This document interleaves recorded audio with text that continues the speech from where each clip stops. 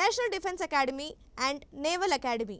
ఇందులో మొత్తంగా 394 ఖాళీలకు తాజాగా నోటిఫికేషన్ విడుదల చేసింది యూనియన్ పబ్లిక్ సర్వీస్ కమిషన్. అయితే ఇందులో మొత్తంగా 394 ఖాళీలు ఉండగా అందులో 370 పోస్టులు మాత్రం పురుషులకు కేటాయిస్తే 24 పోస్టులు మహిళలకు కేటాయించారు.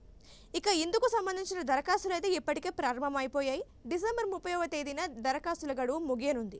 వివరాల్లోకి వెళ్తే అంటే ఎవరు దరఖాస్తు చేసుకోవచ్చు అనేది చూసుకుంటే గనక అభ్యర్థి ఇంటర్మీడియట్ పూర్తి చేసైనా ఉండాలి, లేదా ఇంటర్మీడియట్ పరీక్షలు రాస్తున్న వారైనా ఈ పోస్టులకు దరఖాస్తులు చేసుకోవచ్చు.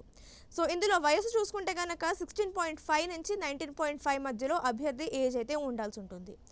సో ఇది అర్హతలకు సంబంధించిన వివరాలు. ఇక మనము ఎంపిక ప్రక్రియ చూసుకుందాము. అయితే ఈ ఎంపిక ప్రక్రియ అనేది 3 దశల్లో నిర్వహిస్తారు. సో మొదటిది వచ్చేసి మనకి రిటన్ టెస్ట్ అయితే ఉంటుంది. రిటన్ టెస్ట్లో మొత్తం 900 మార్కులకు నిర్వహిస్తారు. సో ఈ రాత పరీక్షలో మొత్తంగా 2 పేపర్లు ఉంటాయి. ఈ 2 పేపర్లలో కూడా మీకు ఆబ్జెక్టివ్ టైప్ క్వశ్చన్స్ మాత్రమే ఉంటాయి. సో ఫస్ట్ పేపర్లో వచ్చేసి మ్యాథమెటిక్స్లో మొత్తంగా మీకు 300 మార్కులకు ప్రశ్నలు అడుగుతారు. దీనికి మీకు కేటాయించే సమయం 2.5 గంటలు.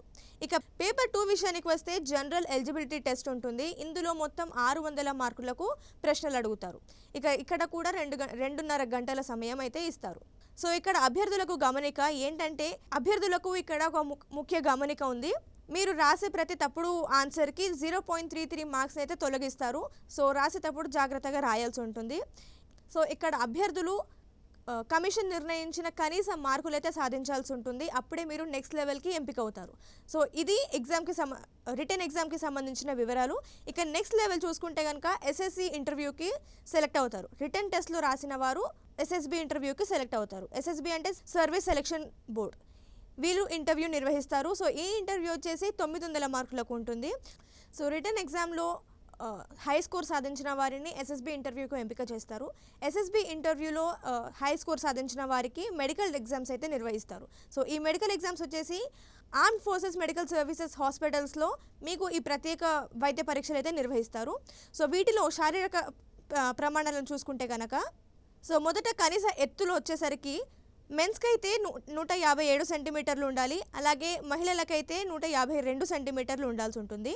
అలాగే ఫ్లయింగ్ బ్రాంచ్కి ఎత్తు పురుషులకైతే 162.5 సెంటీమీటర్లు, మహిళలు కూడా సేమ్ అంతే ఉండాలి. అలాగే ఛాతి కొలత వచ్చేసరికి పురుషులకు కనీసం 77 సెంటీమీటర్లు ఉండాల్సి ఉంటుంది. అలాగే మహిళలకైతే వర్తించదు.